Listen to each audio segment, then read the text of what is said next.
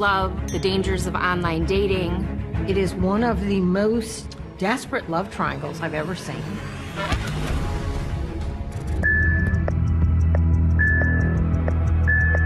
My phone starts blowing up with texts from Carrie. I hate you. You ruined my life. They've been dating for just 2 weeks. And he couldn't believe that this woman that had just seemed so easygoing was this deranged. She was flat out stalking him. Carrie's rage seems to be focused on his ex-girlfriend, Liz. Call her right now and tell her you hate her. She's a whore, otherwise I'm gonna kill her. This investigation is about to take a... Actually been dead this entire time? I mean, what? Almost too crazy to be true, except it's all true.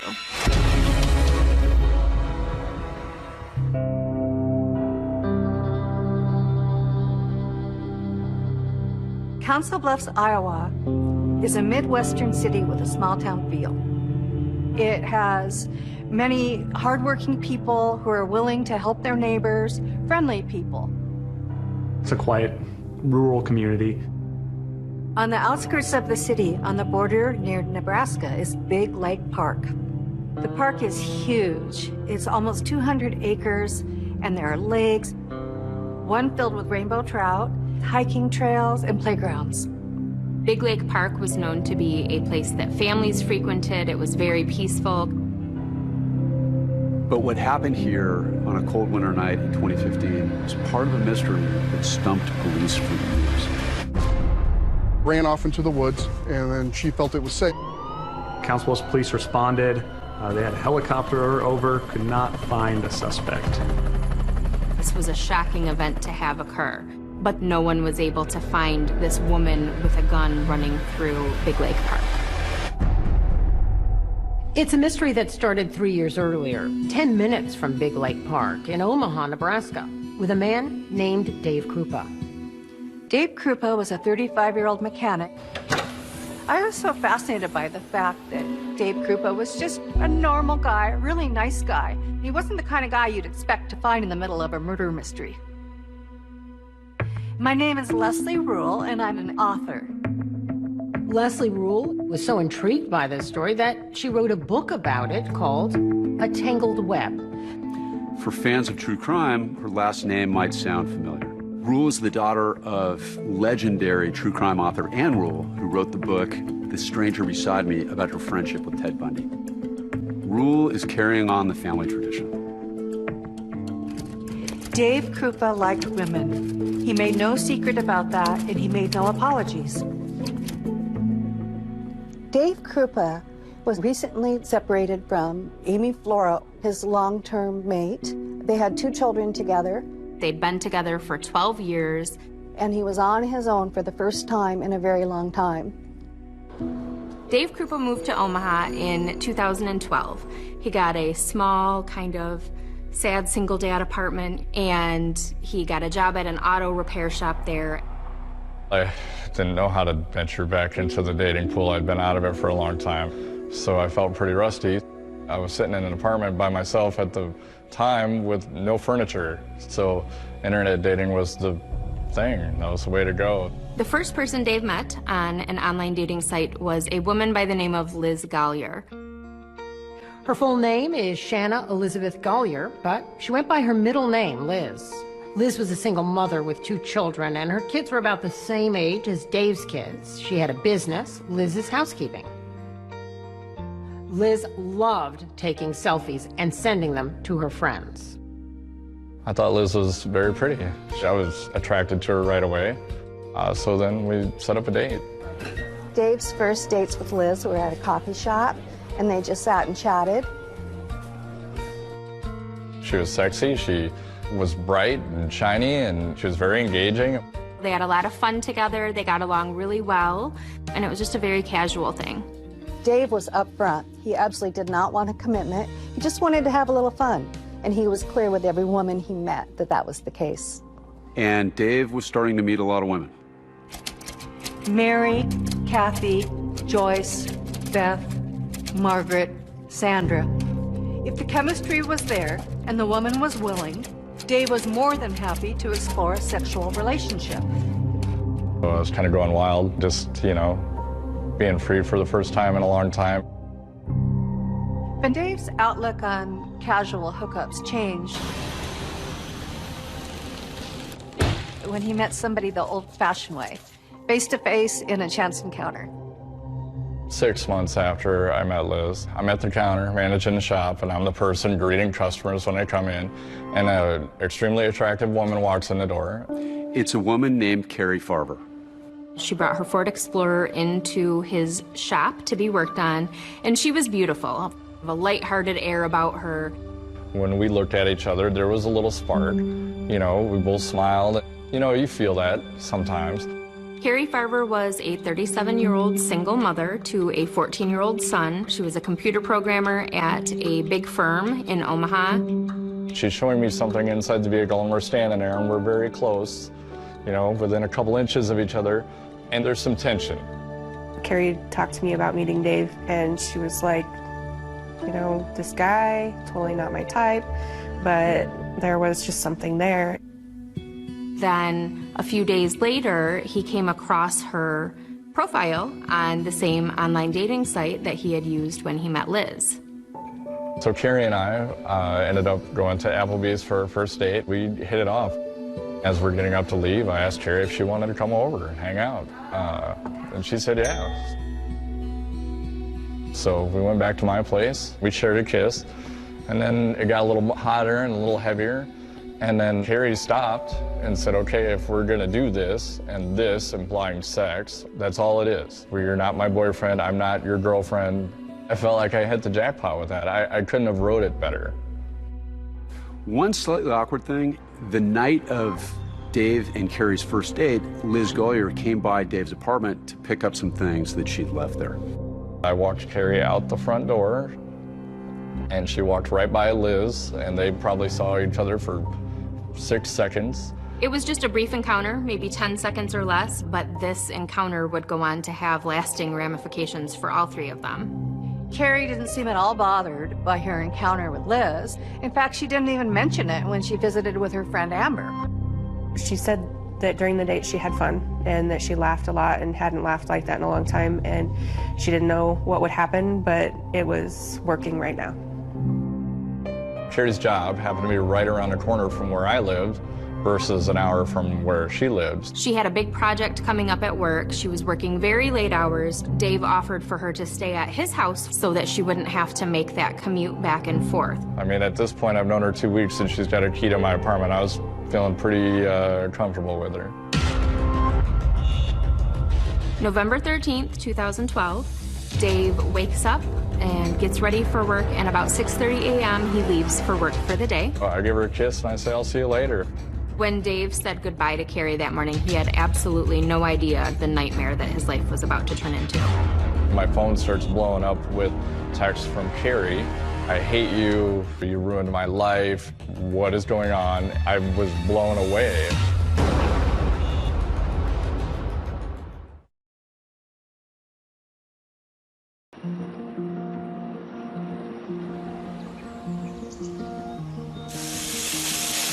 November 13th, 2012. Dave Krupa wakes up and gets ready for work. And about 6:30 a.m., he gives Carrie a kiss and he leaves for work for the day. Carrie Farver was his girlfriend of 2 weeks, and they were getting along so well that she sometimes spent the night at his apartment. It was conveniently close to her work, which was just half a mile away. She's on the couch, got her laptop out, she's doing her thing. So I got to go to work, so I give her a kiss and I say, I'll see you later. I had expected to see Carrie that evening. Mid-morning, Dave received a text, and he glanced at it. It was a message from Carrie. She texts me and says, let's move in together, which was very left field because we had already talked about that not happening. As soon as I can, I text her back and say, I'm not interested, I can't do that. We haven't known each other nearly long enough for that. And almost immediately I get a message back that says, fine, I hate you, I'm dating someone else, I don't want to see you anymore. you know, go away, lots of profanity. I didn't know what to think. I was blown away. She just changed very quickly from the fun and happy person that he had known just that morning. It was a day, maybe a day and a half of radio silence, and then my phone starts blowing up with texts from Carrie along the lines of, I hate you, you ruined my life, you're a terrible person. I thought, okay, I don't need this in my life. I dodged a bullet. They'd been dating for just 2 weeks, and he figured that maybe she'd been putting on an act, and she wasn't who he thought she was. So who was Carrie Farber? She grew up in this small town called Macedonia, Iowa. Macedonia is a very small town. It's a very nice place to raise kids because you can let your kids walk down the street without worrying. They can ride their bikes around town, and just a friendly place to live. Carrie was very close to her mother, Nancy. They talked every day. She had a lot of friends. She was very gregarious.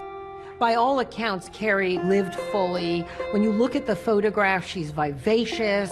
Her hairstyles are constantly changing. She's experimenting with her look and with her life. You noticed Carrie when she walked into her room. She had a laugh, she had a smile. You were drawn to her. In an interview that Carrie did with her local paper for her high school graduation, she said she wanted to be known as always having a smile on her face and for being a little bit crazy. And all of her friends and family say Carrie was whip smart. Early on, she was, even in high school, I remember Carrie being amazing with numbers and computers. There was a turning point in Carrie's life when she was 22 years old and got pregnant. The relationship with the father didn't work out, and Carrie became a single mom. She decided she was going to bring the baby up by herself. She was going to have that baby no matter what and be the best mom she could be. Max was always at the forefront of what Carrie did. He was her number one. She just doted on him all the time.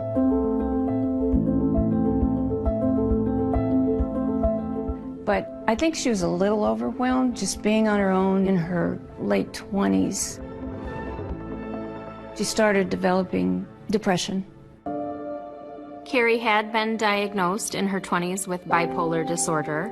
There was one point when she just pretty much was underneath the covers for a good week, maybe 10 days. She was scared about it, but at the same time knew that she was taking all the steps that she needed to keep it in check and under control. She had been seeing therapists and was on medication. There was a couple of times when she would stop taking the medication because she said, Mom, I feel like I'm just numb. But by 2012, Carrie was in a very good place. She landed a good job as a computer programmer. She was super excited and talked a lot about how that was going to be kind of a life changer for her and for Max, being able to provide in a better way. Max was just going into high school. Carrie was so excited about classes he was taking and the sports that he was playing. Ride the waves, Max. She was his cheerleader. There's some video of Carrie urging on Max as he's water skiing. Carrie also had a new guy she was dating, Dave Krupa. In November, Carrie asked her mother, Nancy, to keep her son Max for a few days while she stayed with Dave so she could be closer to work. Right around the same time that Dave got the text from Carrie asking to move in, Carrie sent a text to her mother, Nancy. I started getting text messages that said that she was taking a job in Kansas, which totally threw me. When I said something to Max about it, he said, well, she had kind of looked at a job down in Kansas. He thought possibly there was a job down there she went to. So I texted her back, and she would not call me and talk to me. Normally I would talk to her at least once a day. It was starting to concern me that she wasn't calling me. But Nancy figured she'd see Carrie soon because Carrie's half-brother was getting married in just a few days. Her son Max was to be an usher, and she promised Max that she would return for the wedding. I was needing to know when she was going to pick up her son to go to this wedding. She wasn't answering me. Carrie didn't show up to pick up Max, and she didn't call. Everybody was stunned. That was the final straw for Nancy. That's when I reported her missing. I called the sheriff's office, and they had somebody come out, and they took my report. Nancy mentioned to the police that Carrie had been diagnosed as bipolar. I said, well, yes, she was on medication. The police jumped on that and said when somebody who's bipolar stops taking their meds, sometimes it can start some really erratic behavior. They didn't take it too seriously. She was a grown woman. She was still communicating with people. I just wasn't getting a very urgent reaction from the police, and they just weren't concerned about it. Things are going to get stranger and scarier. Carrie writes, my favorite thing to do is stand outside your window and stare at you. Don't know how many times I changed my phone number. She was no longer just ranting at a boyfriend that things didn't go well with. She was flat out stalking him. What do you do when somebody invades every space of your life? This man's life is about to become terrifying.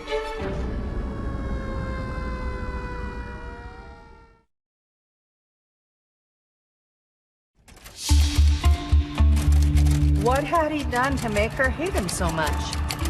In the space of a couple of hours, she had gone from what seemed like the perfect woman to a spiteful, foul-mouthed nut. Carrie Farver's nowhere to be found. Her family is bewildered, and the police are suspecting she might be having some sort of breakdown. As for Dave Krupa, in the days since receiving her first bizarre text messages, he receives a barrage of angry messages. She started texting him a bunch of profanities, calling him names, telling him she hated him.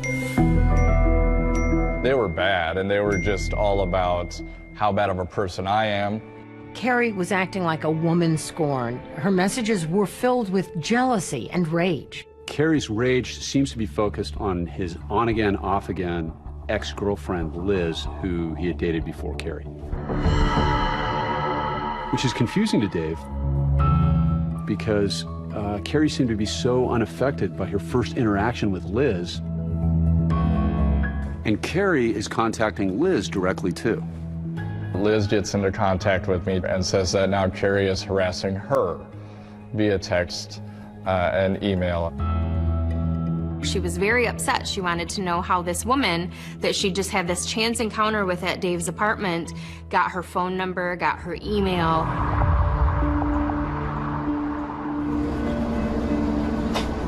One day, Liz arrived home from work to find that her garage had been vandalized. Upon pulling into the garage, she found that someone had written "Pour from Dave" on the inside of her garage in spray paint. Liz calls the police and files a report. When Liz tells police that the common link between herself and Carrie is Dave Krupa, they decide to pay him a visit. The police show up at my work looking for me. And they didn't look very friendly. I was the last known person, or at least the assumed last person, to see her. As soon as they're looking at me with those policeman eyes, that got me pretty rattled. You know, I pulled out my phone and said, no, she's lost her mind. She's going crazy. She's harassing me. Their tone certainly changed from an accusatory one to, oh, okay, we've seen this before. Meanwhile, back in Iowa, Carrie's mom doesn't know about any of this. All she knows is that her daughter's missing.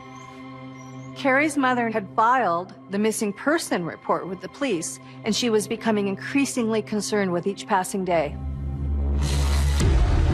In the weeks after she left, Carrie was still communicating with her family. She would send text messages to her mother, Nancy. When I'd get text messages, I would just say, please call me.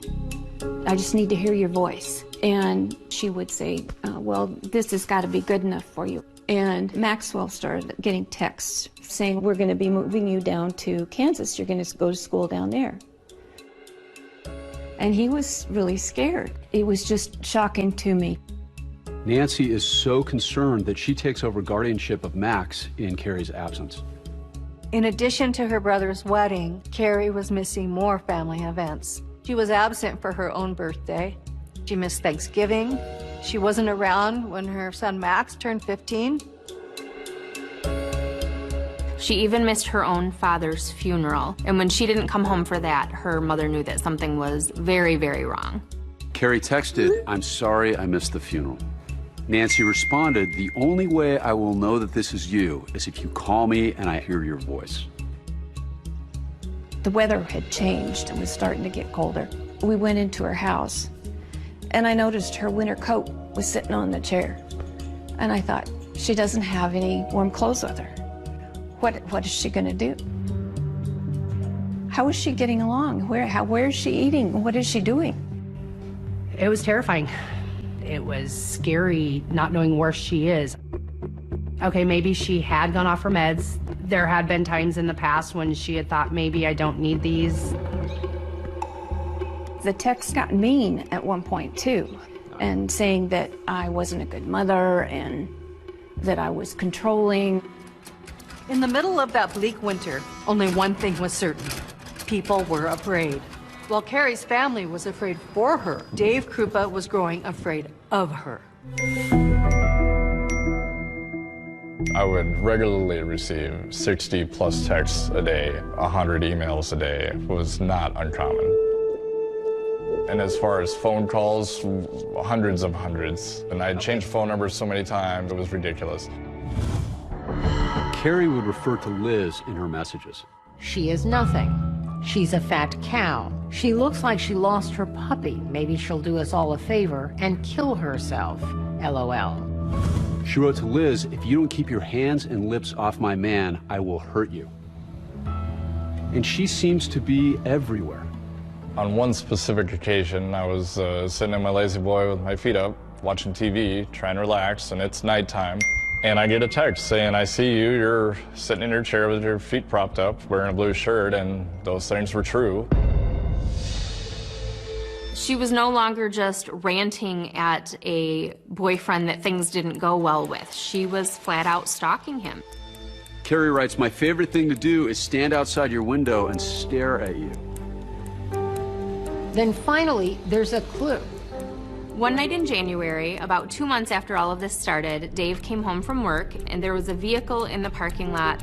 He got closer to the vehicle and he recognized it to be Carrie's Ford Explorer because he knew it very well. That was how they met. He had worked on the vehicle. So I took a picture of the license plate, sent it to the police. He had no idea at the time how big of a piece of evidence this would turn out to be. It had one perfect fingerprint on it.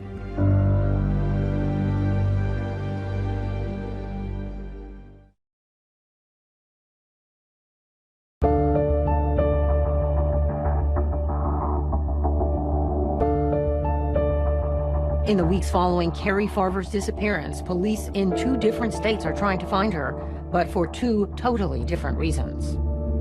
The police in Iowa are looking for Carrie Farver as a missing person. But less than 5 miles away in Nebraska, just across the Missouri River, police are looking for Carrie Farver as a stalker, somebody that is harassing Dave Krupa and Liz Gollier. They're all trying to find Carrie Farver. The best clue so far is Dave's discovery of Carrie's Ford Explorer. The police searched the car and they found no fingerprints except for one. There was a mint container found in the car that had one perfect fingerprint on it. But that fingerprint didn't match Carrie, and it didn't match anyone in the FBI's national database. So that lead, so far, is a bust. But Carrie's mother, Nancy, doesn't need evidence.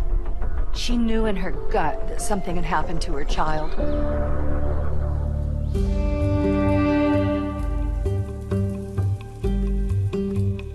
I'd lay awake at night because every kind of scenario was going through your head as to what had happened. After Carrie's father, Dennis, died, Nancy Rainey had a dream. And he appeared in that dream. I had a very, very, very vivid dream that Dennis had come to me, and he said, "Nancy, don't worry about her. She's with me."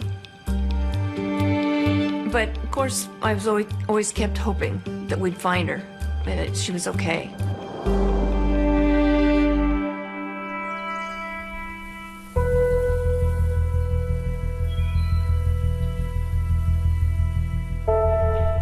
And then about 5 months after Carrie disappeared, Nancy gets this astounding phone call. I get the call from a gentleman that says that Carrie is at the Siena Francis homeless shelter and that she wants you to come pick her up. My heart just started. I was shaking, and I thought, oh my God, we're gonna bring her home. She's gonna be okay. This was the first big lead they had since the finding of Carrie's vehicle that they thought might lead to finding her. So we go over there and we meet up with the investigator. The police had met them there, and they asked Nancy to wait in the car while they went in. And they came back out a few minutes later shaking their heads. Carrie wasn't there. It was such a letdown, and I was just devastated. I get this raising my hopes, and then it's dashed again. Carrie's friend Amber also got a message from Carrie saying that she finally wants to come home. She said, "Hey, I made a really big mistake, and I took off for a while, and I'm ready to come home now." And I was like, "I'm here. Let's get you home." I could never get her to say that she would meet me anywhere. Carrie's son Max is losing hope, but just in case, he reached out to his mom on Facebook. All it said was hi, and she immediately wrote him back, "Hey little man, how are you?" He asked her to answer 3 questions to prove that it was really her. What his middle name was, what the name of their first boxer was, and what his best friend's name was. And she never responded to that message. Then Carrie posts on Facebook, "I've answered enough questions to prove myself. I'm not missing, I just don't want to come home right now."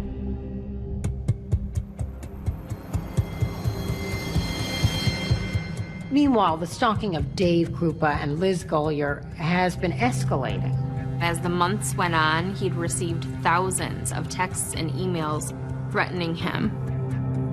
The messages said things like, "I hate you so much I want to drive a knife through your heart. Hey, lose so am I ruining your life yet?" Dave and Liz referred to Carrie as Crazy Carrie. That was what we would say, Crazy Cherry. Oh, Crazy Cherry this. Oh, I got another email from Crazy Cherry. The trauma that they were both going through brought them back together, and they started dating again. Rude, hostile messages come into both of their phones as they're both together. It was actually extremely common for us to be hanging out, and both of our phones would start blowing up with text messages and emails from Carrie. He had to admit he was impressed by Liz's loyalty. She was pissed at him for inviting a lunatic into their lives, but she was still there. And as this is going on, Dave is becoming almost numb to all this crazy stuff that's happening almost every day. I get an email, and it's a picture of what looks like Liz tied up in the trunk of a car, and it says, "I have Liz tied up in the trunk of the car, and you need to call her right now and tell her you hate her. She's a whore, otherwise I'm gonna kill her." I call Liz and I say, "Hey, you're not tied up in the trunk of a car, are you?" No, haha. All right, good night. And at that point, it was just another day. It just wasn't even shocking.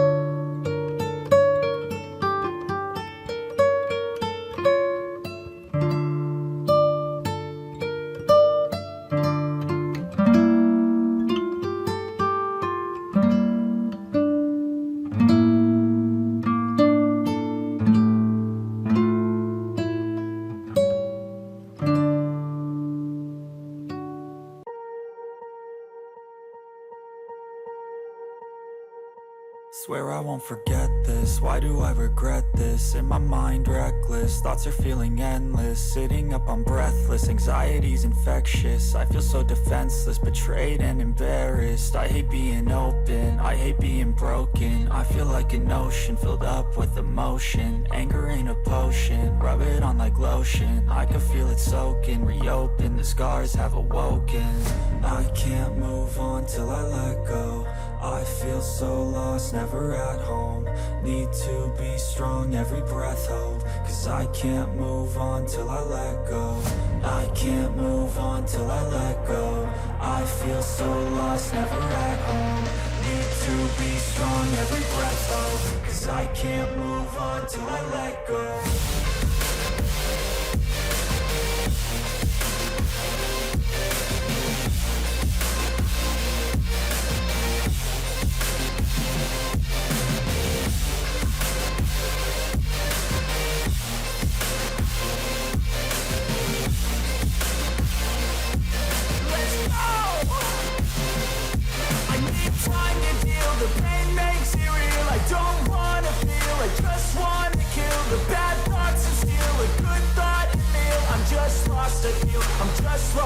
I need time to heal, I can't steer the wheel. Cause this drive to heal, and it gives me chills. A nice road it feels, I slip off the peel and crash all the steel. Will I ever heal? I can't move on till I let go. I feel so lost, never at home. Need to be strong, every breath hold. Cause I can't move on till I let go. I can't move on till I let go. I feel so lost, never at home. Need to be strong, every breath hold. Cause I can't move on till I let go.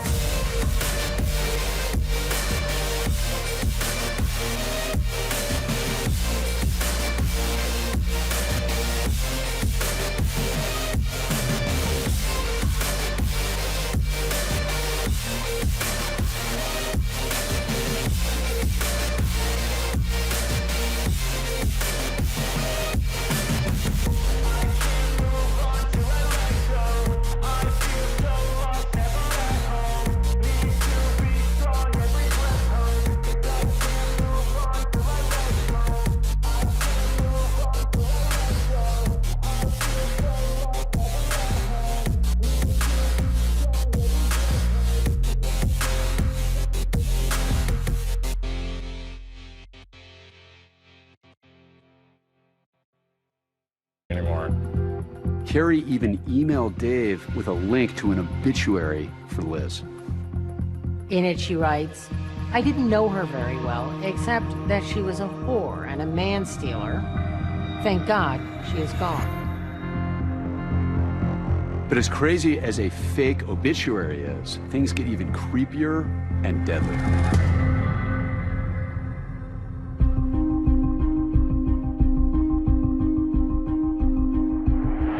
I get a call from Liz, frantic, freaking out. My house is on fire. Including 2 dogs, a cat, and a snake, and they all were killed in this fire. I felt very bad for Liz because I felt like I brought this crazy person into her life. 2 months later, Carrie strikes again. Tripped out. I mean, this is my job, and this is on a main street. Dave became a nervous wreck. He purchased a gun. He was always on edge. It makes you paranoid. You can't rest, you can't relax. You're always wondering when something else is going to happen and if it's going to escalate. We were in bed, getting ready to go to sleep, and the next thing I hear sounded like a gunshot.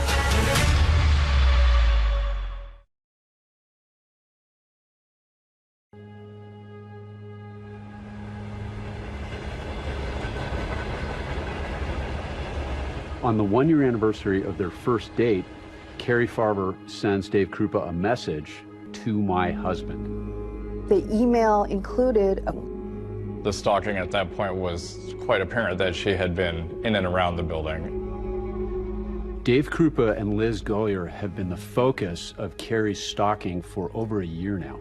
And this has bonded them, but their relationship isn't really serious. We were seeing each other, but she was doing her thing and I was doing mine. Dave has actively been trying to meet other women online, but it seems that Carrie doesn't want that to happen. One woman who I never actually met, she spent 5 minutes on my Facebook, and that was all it took. She was a target, threatened to be killed, threatened to have their children killed. It was insanity. Carrie seems to be monitoring his every move and keeping a close eye on his female friends.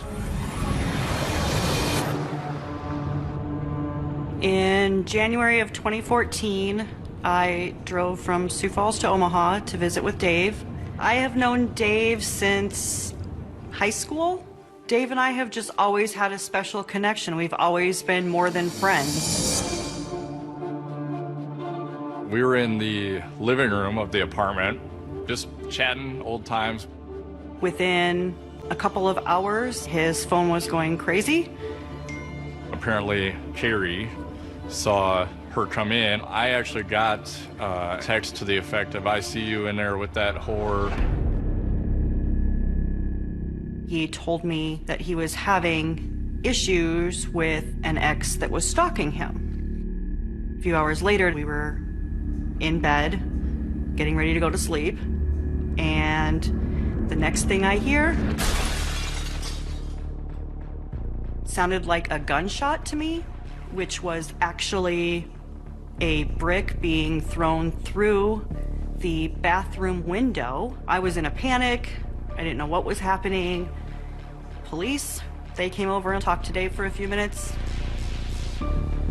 After the police left, Dave had me get into the car with him, and he said he needed to go check on Liz because Carrie had threatened Liz in the past prior to this incident with me. Despite all this drama, Liz Goyer is not scared off, and she and Dave try to just kind of go on with their lives. Even going on a double date with her friend Cherokee. They were great together, Dave and Liz. They joked around. I know Liz wanted more, but she wasn't that type of person that was gonna push herself onto someone. The stalking by Carrie is this dark cloud in their lives. They've been trying to get help from investigators for more than a year, but nothing puts a stop to the harassment. And it's not just Dave and Liz that are being harassed. Dave's ex and the mother of his children, Amy Flora, was also getting threatening messages from Carrie, calling her all sorts of names. I thought Amy was probably going to kill me because she got drug into it. Mentally, it was a huge strain on everybody involved. Nothing was being done about it. The police had dropped it off at some point, so it was just something I had to deal with. Being stalked and harassed was just part of life. The case had become cold.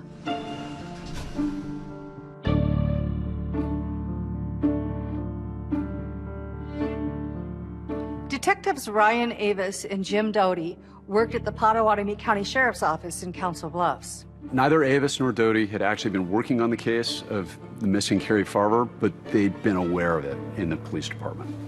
We'd heard about the case. It was kind of water cooler talk around the office. It intrigued us because it was a single mom who was very into her kid and family, and it just didn't make sense to us that she just vanished. Is there more to it, and is there something else that we're not seeing? It was something that we were both interested in, just talking about it, but we didn't have the case file. You don't usually go and volunteer for a case, but in this intrigued us enough that we asked, hey, can we take a look at it and see if we put a fresh new look on it? Doty and Avis asked their superiors if they could take another look at the Carrie Farver case. And so they began looking at it from a new angle. Jim's gonna work it like she's dead, and I'm gonna work it like she's alive. I'm gonna try and prove every which way I can that Carrie is still alive and is out there, and Jim's gonna try and prove every which way that she is not. Carrie's checking account had no activity. It's not normal for adults to just up and leave and literally spend no money, no one's seen them, and no one's heard their voice. So it just didn't make sense.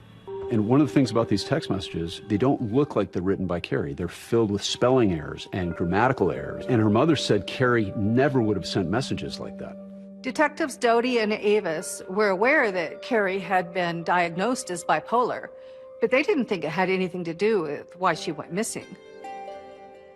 How many people in the world are bipolar and they don't just go missing for no reason, whether they take their meds or don't take their meds? And life had been good for Carrie Farver. In fact, it had never been better. She had a good income, a good house. I had come to the conclusion that I could not prove she was actually alive. This is a turning point in this because they start to contemplate the idea, could it be that she's actually been dead this entire time? So if Carrie Farver was dead, what happened to her after she left Dave's apartment on that early morning 2 years before? The decision made by Doty and Avis to reopen the case would be a true turning point. If not for Detectives Doty and Avis, chances are this case would never have been solved. They smelled a big fish, a big problem, something really weird. This investigation is about to take a left-hand turn that nobody saw coming, that is mind-boggling. Everything you thought you knew was a lie.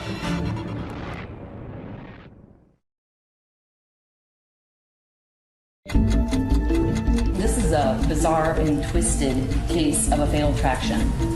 It's about an obsessive woman that would stop at nothing to get what she wanted. It was just another one of her schemes to bring Dave back into her life and make herself look like a victim. How did I not see anything? And how could I be so naive or so stupid or so gullible?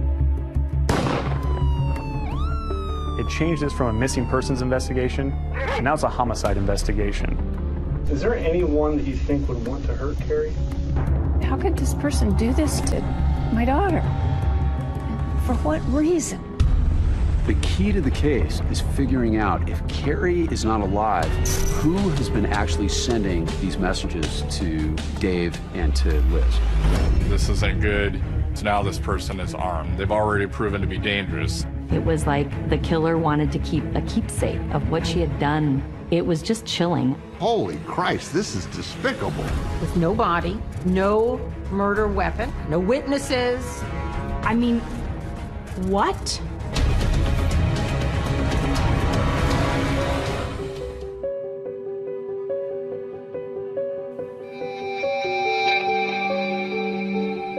By the spring of 2015, 37-year-old single mom Carrie Farver has been missing for over 2 years.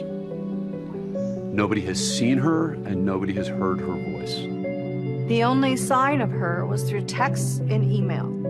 These include hundreds of violent and threatening text messages sent to her ex, Dave Krupa, and his on-again, off-again girlfriend, Liz Gollier, also known as Shanna. A lot of people thought she'd just gone off her meds and she was, just went off the deep end and left. But I knew that that's not what happened. Carrie's mother, Nancy, is convinced that something terrible has happened to her daughter. Nancy was really frustrated. She felt the police weren't taking her concerns seriously. While maternal instinct is the most powerful of intuitions, it's not unusual for a mother's concerns to be ignored. Carrie's mother was not the first woman in the throes of panic to be ignored by people in a position to help. I knew what my daughter was like, and she wouldn't stay away this long. Something has happened. It was as if nobody believed Nancy that something terrible had happened to Carrie until Detectives Jim Doty and Ryan Avis appeared on the case. By the time Avis and Doty took over, the case had become cold. What we did first was just go back to the case file. We started looking through everything that the previous investigator had. To me, the thing that was glaring was Liz. This lady had no involvement in Carrie's life until all of a sudden she went missing. According to Liz, she only met Carrie once in this brief encounter outside of Dave's apartment. All of a sudden she's this focus of harassment. Her name was all over all the reports. So to me, there was something with Liz. She definitely was a person of interest. Key to the case at this point is figuring out if Carrie is not alive, Who has been actually sending these messages to Dave and to Liz? Myself and Ryan were not digital experts at all, so we had to call one of our coworkers, Tony Cava, who's our digital forensic expert, and had him come in and start working the case hand in hand with us. Carrie, or the person, the imposter who was pretending to be Carrie, sent Dave about 15,000 email messages over a 3-year span. We knew these messages don't seem to really be coming from Carrie Farber, and that was the initial mystery. So I thought there's got to be a way we can track down this digital activity. When Liz was getting all of these messages through the course of investigation, she actually gave her phone to police and allowed them to dump all her files and review them. Jim and I had the advantage of being the second pair of eyes to look at it and go back over to other details that were maybe overseen. One of the things they found when they downloaded Liz's phone was a photograph of Carrie Farber's Ford Explorer. We looked at the metadata of that photo, and it was taken about a month before police even recovered her vehicle. So somehow Liz knew where Carrie's vehicle was before law enforcement even did. Another thing we found on the phone download, there were 6 calls that were made to Carrie's residence. It was using the *67 prefix to disguise the number, and so Liz was calling Carrie 6 times. This didn't make sense to us because she said she'd only met Carrie 1 time passing through a hallway. We found an email that Carrie had sent to Dave Krupa. It consisted of a picture of a woman who was tied up. We found that picture of that bound woman in Liz's phone, and the metadata showed it was taken from Liz's phone. They realized that Liz had put duct tape on her own mouth, had tied up her own hands, and crawled into the trunk of a car.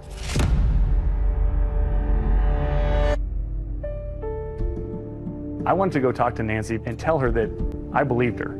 I believed her daughter didn't just vanish, that her daughter didn't just leave her and her son alone, that I believe somebody was responsible for what happened to Carrie. But I couldn't tell her everything we knew at that time because it was still an active case.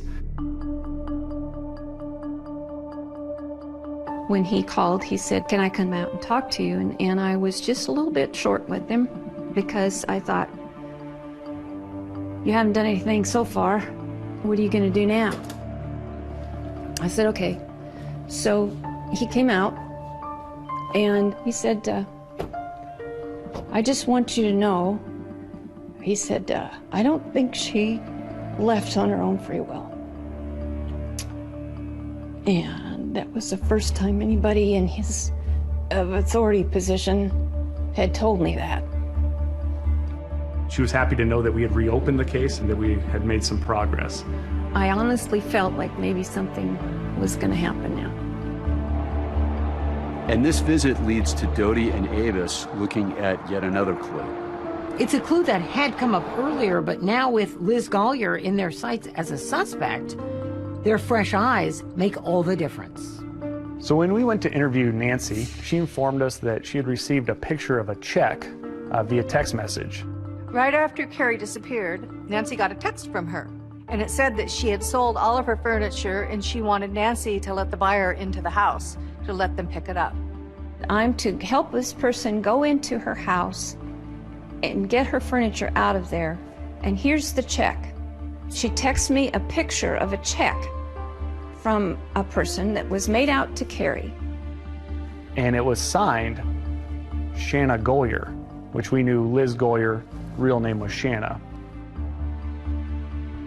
And the signature is yet another link between these 2 women, Carrie and Liz, who were supposed to be strangers. Granted, we didn't give us any answers on what had happened to Carrie, but we knew Liz knew more than she was telling us. All signs were pointing back to Liz. And then Liz herself goes to police with a new suspect. I look down the hallway and I see another investigator walking Liz down our hallway. And she says she's come to this stunning realization. It might not have been Carrie Farber harassing her all along.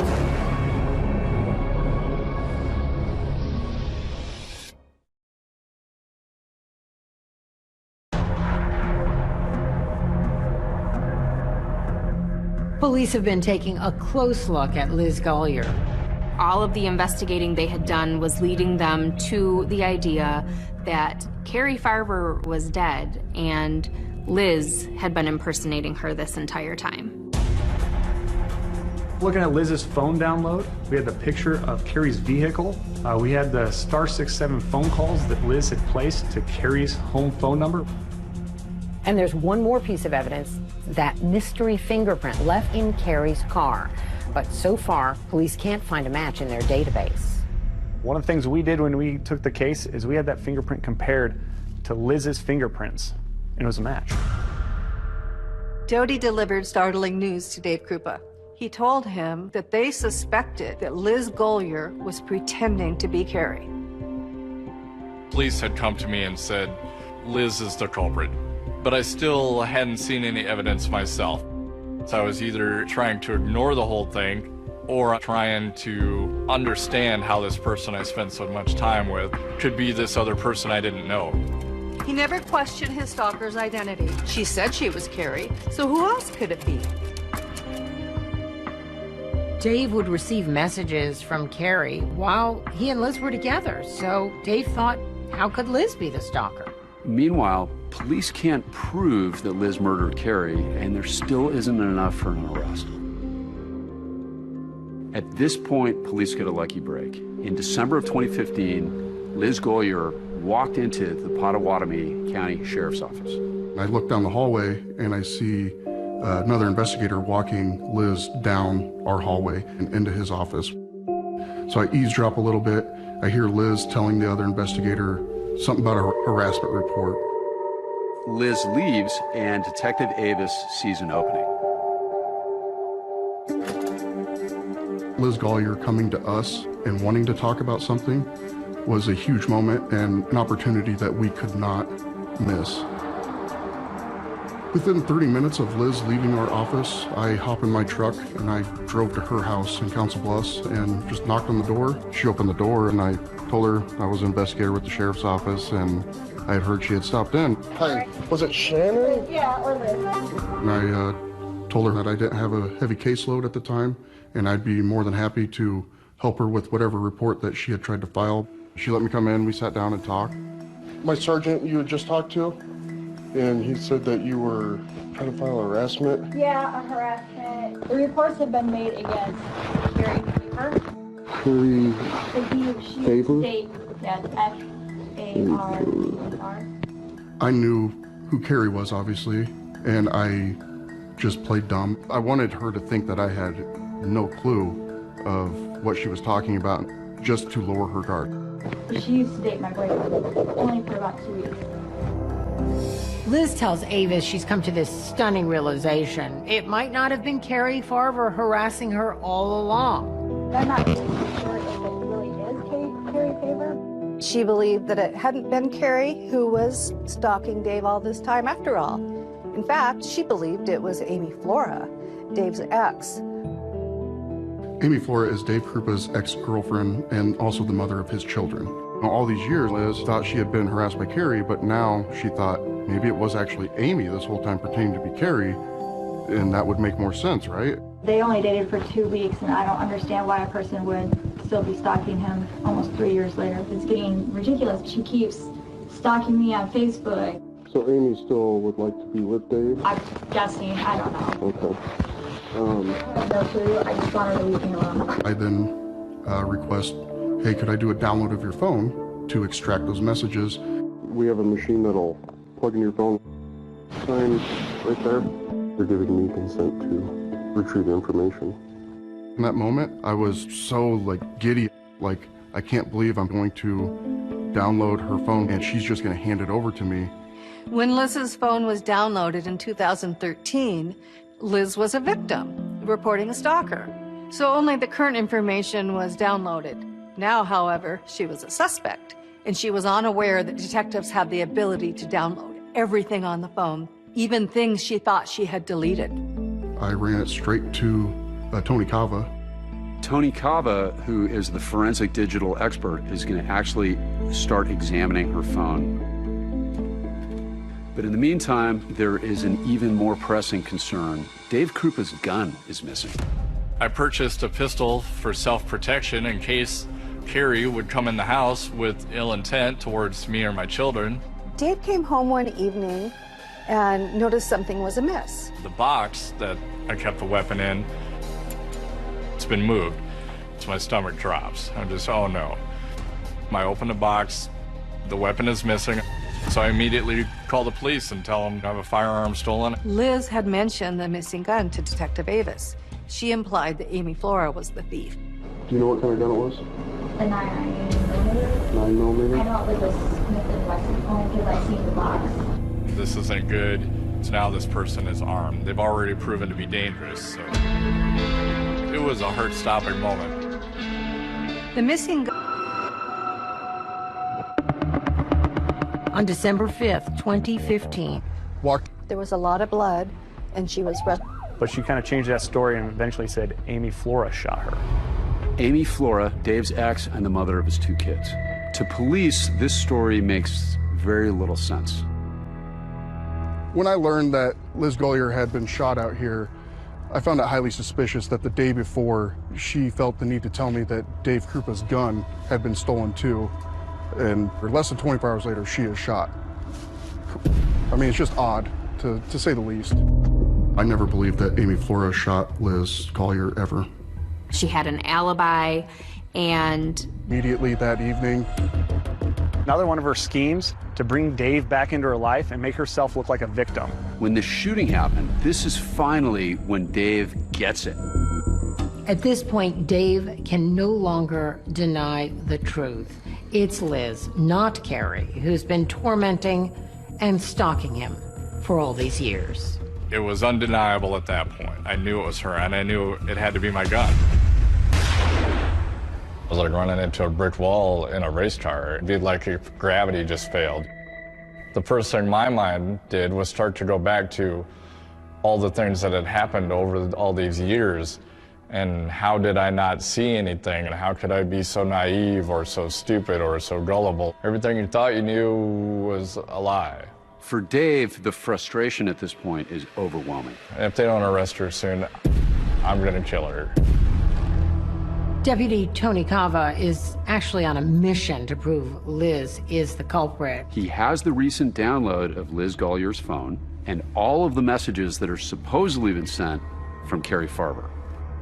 He's spending hours of his own free time, more than 3,000 hours, trying to decipher where those messages actually came from. Liz signed up for upwards of 20 or 30 fake addresses that say they're Carrie Farber, and they're different variations on Carrie's name or even her real email address. Some of the very first ones came from carriefarber@gmail.com. I mean, they would, if you didn't look very closely and you received this message, you would think it was from the real Carrie Farber.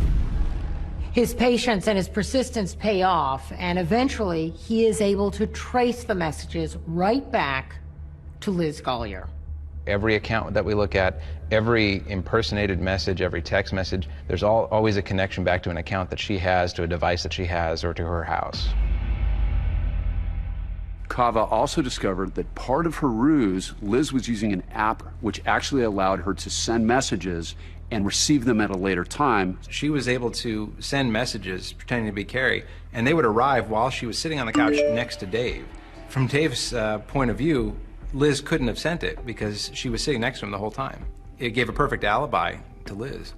This must have taken Liz 40 hours a week, 50 hours a week. This seemed to be a full-time occupation for her, trying to stalk people and send them messages.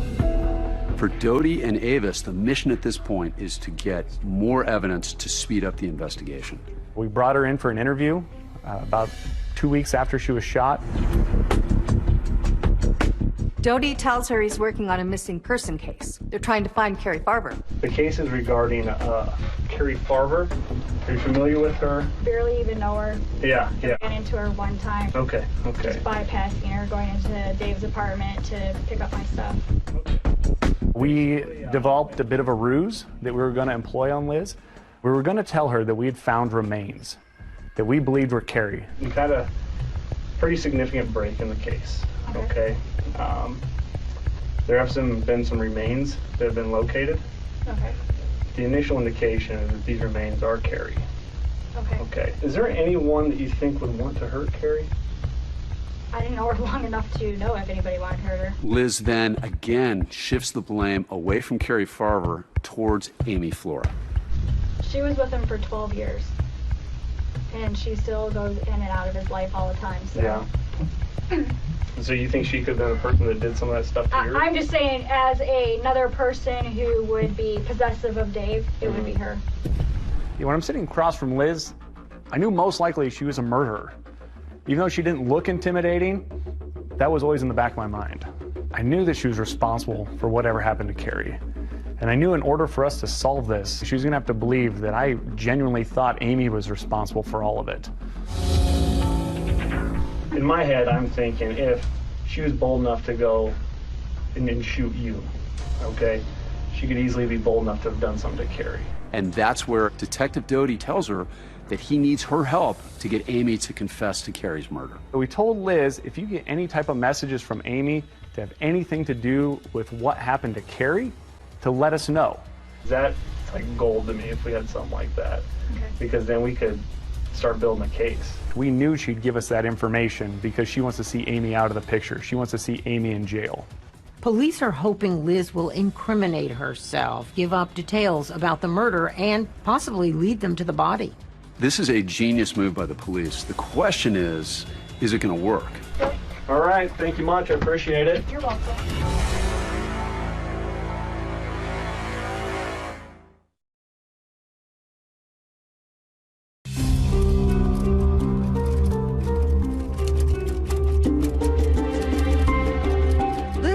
Had no idea that the investigators were on her tail, and they wanted to keep it that way. Liz always believed that she was smarter than the police. She thought she could outfox them. Unfortunately for her, she ran into Doty and Avis, and they set a clever trap. Detective Doty enlists Liz to help him get Amy to confess to Carrie's murder. And of course, the police know that Amy has nothing to do with Carrie's murder and that she's not involved in this in any way. The role I tried to play was that I wanted to solve Carrie's homicide, and I believed Amy was responsible. And so we told Liz, if you get any type of messages from Amy that have anything to do with what happened to Carrie, to let us know. It took just a few days for Liz to play right into their hand. We started receiving messages that she said were from Amy, where Amy confesses to shooting Liz at Big Lake Park. The emails said, "I shot you, Liz, to make sure Dave stayed away from you. I got rid of the gun." But what Detective Doty really needs are the details about the final moments of Carrie Farver's life. And he explains this in a phone call to Liz. See if you could kind of push her for some more info on the Carrie thing, what she did to Carrie and so forth like that. That would help our case immensely if it was more specific. So you guys want me to try and email her back? I'm leaving that in your court, Liz. I mean, if that's something you would feel okay doing, that'd be really helpful for us. Just a few days later, Liz forwards a new email. This one she also says is from Amy, and it's got details about Carrie's murder. When I met Crazy Carrie, she would not stop talking about Dave and him being her husband. She tried to attack me, but I attacked her with a knife. I stabbed her 3 or 4 times in the chest and stomach area, and then took her out and burned her. I stuffed her body in a garbage can with crap. The details were bone-chilling because they were graphic. At this point, Detectives Doty and Avis push Liz almost to the breaking point and use her obsession over Dave Krupa against her. Liz Golyer's worst nightmare was Dave Krupa getting back together with Amy Flora and potentially reestablishing their relationship. So we decided that maybe we could nudge Dave Krupa into moving in with Amy. Shortly after that happens, I get a call from Liz. She's bawling on the phone, and she's so upset that Amy isn't in prison yet. Looks like the only person that benefited was her. So she gets to shoot somebody, and then she gets to kill another person, and then she gets to move in with Dave, and she gets to be free. And you guys aren't arresting her. Liz presses Doty on why the Amy confession email isn't enough evidence to have her arrested. It's very graphic on what she did to her, and she's still not arrested. Trying to build a case is very difficult. I would tell Liz, hey, we need more information, things that only the killer would know. Within days, more Amy confessions appeared. She writes, I really did kill Carrie, and I did do it in her own car. These emails gave us Carrie's vehicle as a crime scene. So what we wanted to do is go back and look at that vehicle to determine if that crime happened there. This is the third time this car has been searched, but this time the police actually know what they're looking for. We opened up this door, we pulled out the passenger seat, and we pulled off the fabric off that passenger seat, and that's where we found that big red stain right in the bottom of the seat. It was a positive test for human blood. I felt like we had located the murder scene, finally. Tangible evidence, finally, instead of digital evidence. We took the DNA from the blood that we found on the seat, and it was a match for Carrie Farver's DNA. It's a huge moment. It changed this from a missing persons investigation, and now it's a homicide investigation. Omaha police are now pulled into the case since that's where the murder likely happened. I'm a cold case detective in the Omaha Police Department Homicide Unit. Can you take a handcuffs off? Detective Schneider wanted to talk to Liz. She had a warrant for an unpaid traffic citation, so that gave him an excuse to actually go arrest her and bring her in. The reason why you're brought down here in handcuffs is because you have a misdemeanor warrant here in Douglas County. Now, once she's actually in the interview chair, Detective Schneider tells her the real subject of their interview that day, Carrie Farver. Now, the reason why you're in this chair right now today is because you have a lot of questions that you need to answer for me. Her phone was at your house right after she disappeared. And I want to ask you how you can explain that to me, please. She's never been to my house. Your fingerprints are inside her vehicle. How would your fingerprints be inside her vehicle? I don't know, because I've never been in her car. You drove her car. No, I didn't. I've never been inside her car. I've never even been around her car. Ever. Your fingerprints are in there. No, I haven't. I'm not lying. I've never been around her car. I've never even seen it. She definitely was giving me the old evil eye. She was upset. You could tell by being confronted. For years and years, people have been sending emails under Carrie's fictitious accounts. The IP addresses show up to whose house? Your house. I haven't had internet at my house. You definitely see a woman who thinks she's smarter than the police, who doesn't recognize that she's in a mousetrap. Are you going to sit in this chair and be remorseful? Or are you going to sit in this chair and be cold-blooded? Because right now, after 4 years, this family's been looking for answers. Detective Schneider then confronts Liz and tells her he knows that she wrote the so-called Amy confession emails. Why would you create all these emails? I haven't created any emails. All these have been coming from your house. And I'm not going to be accused of something that I didn't do. Liz is the type of person where it could be 2 o'clock in the afternoon, and you could tell her, Liz, it's 2 o'clock in the afternoon. And she would say, no, it's not, it's midnight. The finger's pointing right at you. Then I'm done talking, and I'm going to have my attorney, because I didn't do anything. While this interrogation is taking place with Detective Schneider, Detectives Avis and Doty have gotten a search warrant and are conducting a search of Liz's apartment. He's digital camera and camcorder. That means at some point, Liz went into Carrie's house and stole those items from her house and has kept them for years after. On Carrie's camera, investigators find video taken just 2 days before Carrie was killed. She had just discovered that her Ford Explorer had been vandalized. And it's the last known video of Carrie. So Thursday night, apparently somebody here in the whopping metropolis of Macedonia, Iowa decided Max's Explorer was not the right color. We're gonna go see if we can fix that. Somebody thought they were quite the artist. Investigators now believe it was Liz who vandalized the car. There's some all over the hood. The police finally had enough evidence to get an arrest warrant.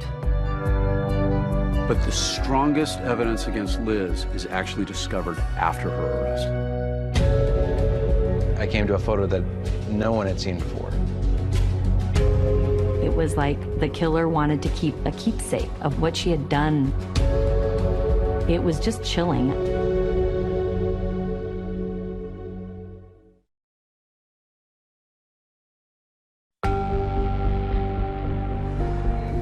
After they arrested Liz Gollier, of course, the next step is the actual preparation of the trial.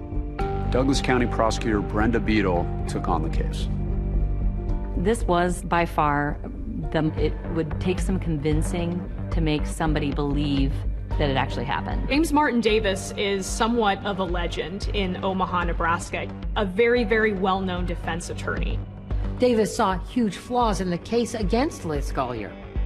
Not only was there no body, there was no crime scene, there was no murder weapon, there was no proof that she even died. We waived the jury trial and to move it up so I could try this case, hopefully before they'd find a body.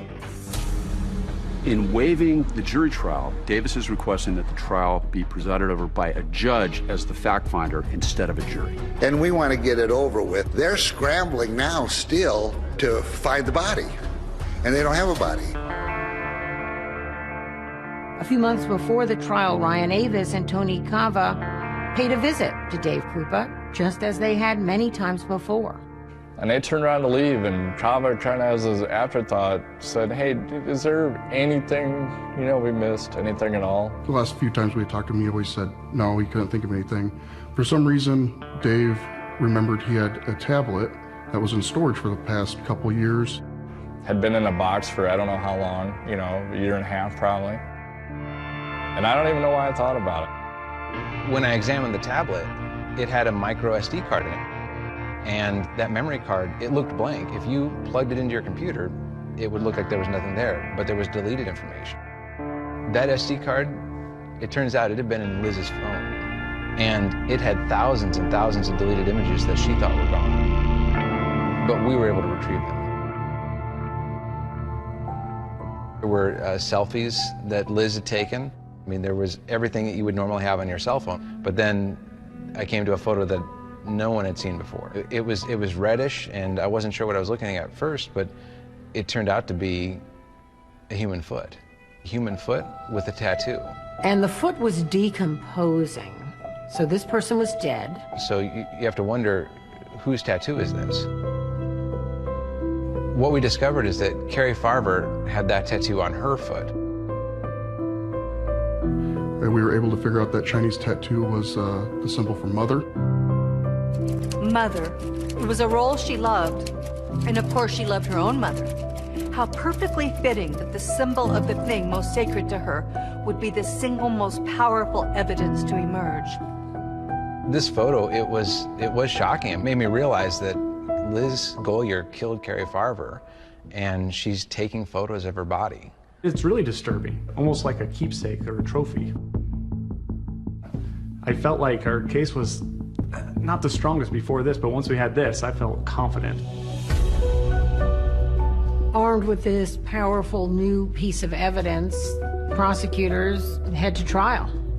This is a bizarre and twisted case of a fatal attraction. It's about an obsessive woman that would stop at nothing to get what she wanted. And you're going to not hear a single eyewitness saying, yeah, we saw her kill her. We saw her stab her.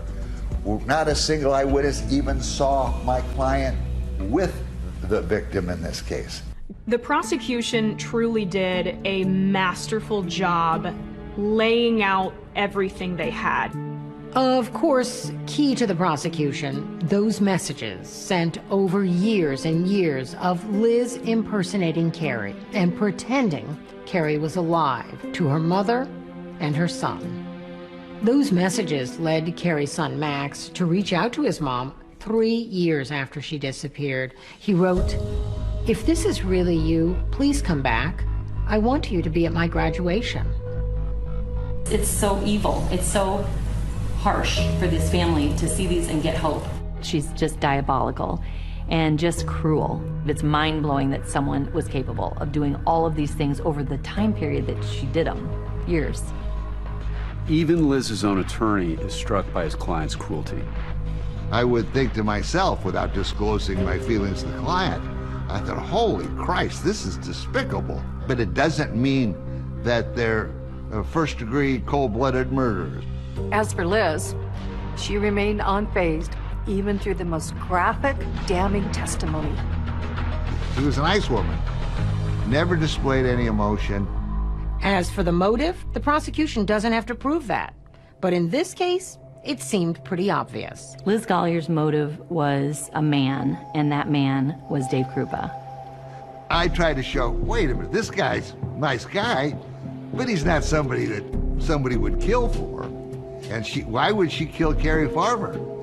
In her mind, she felt Dave Krupa was worth all of this, so it wasn't necessarily just about Dave, it's about the guy and about winning. Despite the overwhelming evidence presented by the prosecution, there was no guarantee there was going to be a guilty verdict. Question was, would Nancy and her family get justice? How could this person do this to my daughter? And for what reason? For what earthly reason can you do this to anybody? And asked if she had anything she'd like to say.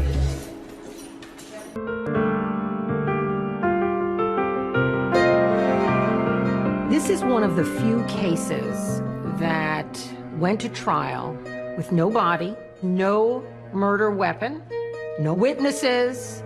It's a hard case to prove, it's a hard case to make, and it's even harder to get a conviction. But the web Liz Golyer was weaving, well, she got caught in it. Instead of being the spider, she became the insect. The judge found Liz Golyer guilty of first-degree murder. Carrie Farver did not voluntarily disappear and drop off the face of the earth. Very sadly, she was murdered. Liz was sentenced to life in prison. I'm glad it's over with. And she's can't hurt anybody else anymore. I want Liz to go away and never do this to anybody again. Nancy and Carrie's son were foremost. In my mind, they're unfortunately the ones that have to live with the repercussions.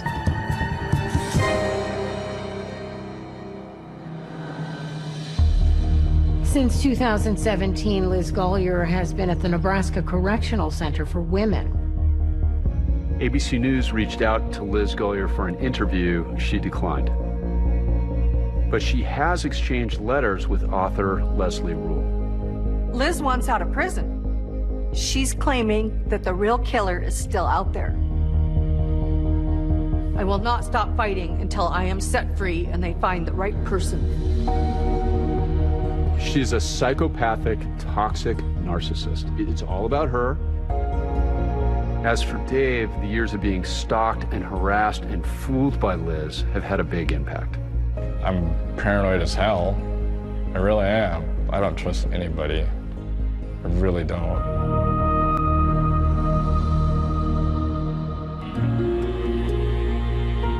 To me, Dodie, Avis, Chava, they're all heroes. Those guys, they mean the world to me. I can't thank them enough. They're my boys.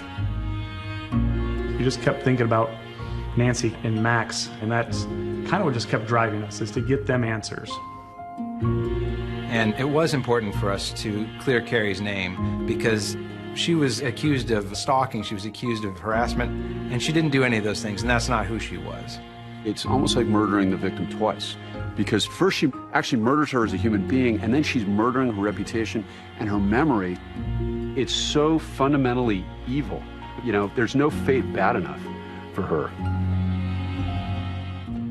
Carrie was only 37 when she died. I would just want people to remember her as the fun-loving, talented, smart woman that she was. And she loved her son, and she was a tremendous mother, and she was a hard worker. If I could talk to Carrie right now, I'd say I love you. I'm so glad that you were in my life. And I miss you terribly.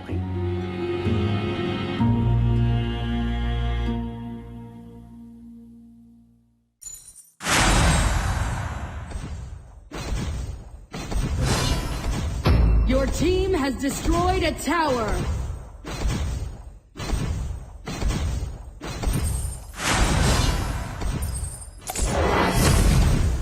Your team has destroyed a tower.